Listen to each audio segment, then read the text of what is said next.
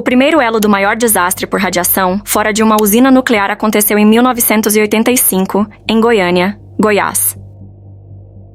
Quando o Instituto Goiano de Radioterapia resolveu transferir suas instalações para um outro lugar, mas acabou deixando para trás um aparelho de radioterapia contendo o Césio-137, usado para tratamento de tumores cancerígenos. O Césio-137 é produzido espontaneamente quando outros materiais radioativos, como o urânio e o plutônio, absorvem nêutrons e sofrem fissão.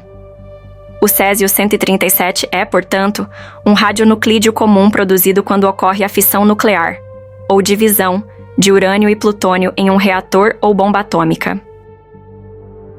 Galerinha, não esqueçam de se inscrever no canal, deixar o seu like caso goste do conteúdo e compartilhar os vídeos. Obrigado!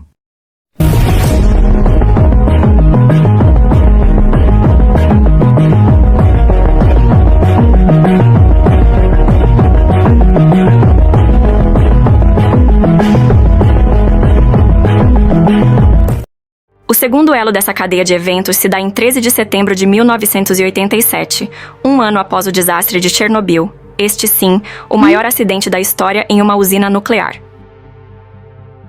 Voltando ao tema do vídeo, foi quando dois catadores, Wagner Pereira e Roberto Alves, encontraram e desmontaram o aparelho com a finalidade de obter ganho de capital com a venda de peças desse achado. Mal sabiam do grande perigo que se encontrava na parte interior desse objeto. O Césio-137 ficava dentro de uma estrutura de chumbo. Até aí tudo bem, sem grandes problemas. Porém, até a proteção de chumbo eles removeram, expondo o elemento radioativo. Agora ele emitia raios gama.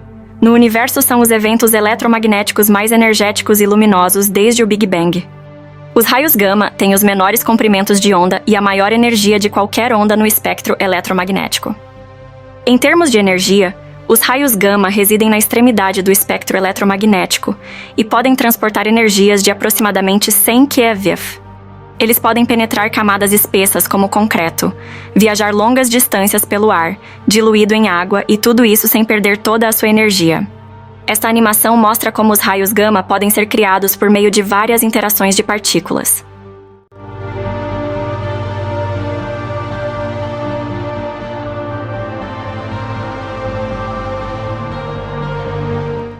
Não demorou muito para que eles sentissem os efeitos da exposição com o material radioativo.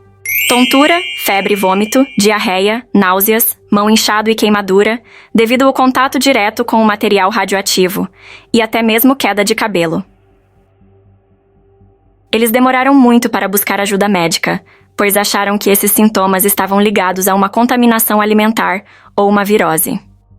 Terreno onde ficava o ferro velho do Devair. O terceiro elo da cadeia se deu quando os dois catadores juntaram todas as peças em um carrinho de mão e foram até o ferro velho do seu Devair Ferreira no dia 18 de setembro para vendê-las. Mais tarde, Devair, ao entrar em sua garagem, notou um brilho azulado que emitia do material. Ele logo imaginou que poderia se tratar de um material valioso como diamante. De dentro da cápsula, Devair retirou uns fragmentos que se assemelhavam como grãos de arroz, que se desmanchavam com muita facilidade e logo depois viravam pó. Admirado com o que acabara de ver, não pensou duas vezes em compartilhar aquela descoberta e foi logo chamando os amigos, parentes e toda a vizinhança. Seu Devair distribuiu um pouco daquele pó para algumas pessoas, gerando mais contaminação na medida em que esse material se espalha. E entre elas, teve gente que chegou a passar ele no corpo, como se fosse um creme de beleza. O irmão de Devair, Ivo, levou um pouco para a casa e colocou sobre a mesa, bem na hora do jantar. Sua filha de 6 anos, Leide das Neves, chegou a brincar com esse pozinho e acabou ingerindo um pouco dele. Com muitas pessoas tendo contato com esse material, no dia 28 de setembro, o número de pessoas indo ao hospital apresentando sintomas similares não parava de crescer. Inclusive, o próprio Ivo estava se queixando de perda de paladar e que sua pele estava ficando com uma coloração diferente. Com toda essa movimentação no hospital, profissionais da saúde começaram a desconfiar de que esses sintomas poderiam estar ligados à exposição por algum elemento radioativo. Até que Maria Gabriela Ferreira, esposa de Devair, percebeu que todos que estiveram próximos ao pó azul estavam se sentindo mal. Então, o quarto e último elo dessa tragédia ocorre, quando Maria recolheu todas as peças do equipamento, utilizando meio de transporte público, um ônibus. Aos poucos, o material radioativo foi entrando em contato com mais pessoas. Maria levou até a Vigilância Sanitária Estadual, onde foi descoberto que se tratava de um material radioativo indevidamente descartado. Descontaminação do acidente do Césio 137 há quase 37 anos. O físico Walter Mendes Ferreira, que estava de passagem, foi quem constatou que o material era radioativo. Mas a maneira como ele fez foi espantosa. Ele pediu emprestado um equipamento para medir os níveis de radiação, da Nuclebras, empresa pública vinculada ao Ministério de Minas e Energia. Mas, a algumas dezenas de metros antes da fonte de origem, o aparelho acusava um nível elevado de radiação, superior à escala do próprio aparelho. Walter, suspeitando de que se tratava de um aparelho defeituoso, retornou à Nuclebras e solicitou um outro. E no mesmo ponto, este aparelho acusou a mesma taxa de radiação que o anterior, não restando dúvidas de que se tratava de uma fonte elevada de radiação. Depósito onde estão enterrados dejetos do Césio 137. Foram registradas oficialmente 4 mortes causadas pelo Césio 137. A primeira delas foi a filha do Ivo, a menina Leide, que morreu em 23 de outubro de 1987, e se tornou um símbolo da tragédia. No mesmo dia, Maria Gabriela, que era tia da Leide, também morreu. As outras 2 mortes confirmadas em decorrência do contato com o Césio 137 foram dos funcionários do Ferro Velho Israel Batista dos Santos, de 20 anos, no dia 27 de outubro, e a de Milson Alves de Souza, de 18 anos, que morreu no dia seguinte.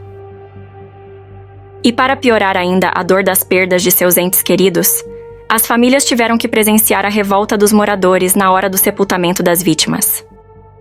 Com medo e sem entender sobre o assunto, eles não queriam que os falecidos fossem enterrados no cemitério da cidade, pois acreditavam que, com isso, a radiação continuaria a percorrer a região.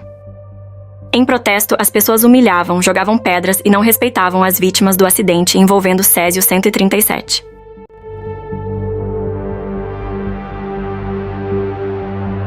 Todos da região que foram contaminados tiveram que ficar em quarentena. Ao todo, foram recolhidos mais de 6.000 toneladas de rejeitos radioativos, no qual foi preciso criar um depósito exclusivo para dispensar e enterrar todo esse material. Moradores do município de Abadia de Goiás entraram em desespero quando descobriram que o material radioativo iria ser levado até lá. Todos se opuseram à decisão, por acharem que iriam adoecer caso o material fosse levado ao município.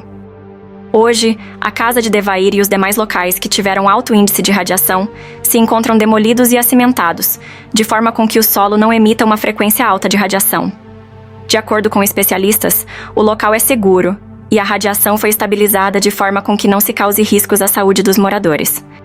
Mesmo com a afirmação de especialistas, até hoje alguns moradores têm medo ou evitam os locais onde tiveram maior índice de radiação. Vários se mudaram da região e outros contam que ainda têm sequelas irreversíveis do acidente. Leide das Neves, considerada o símbolo da maior tragédia radioativa do Brasil, mesmo após quase 37 anos, continua sendo lembrada por sua alegria e carisma, e por sua força ao lutar pela vida. Se você ainda não deixou o like, dá essa força para o canal. Com este simples gesto, estará ajudando demais o algoritmo do YouTube a espalhar este conhecimento para mais pessoas. Obrigado, te vejo no próximo vídeo. Até lá!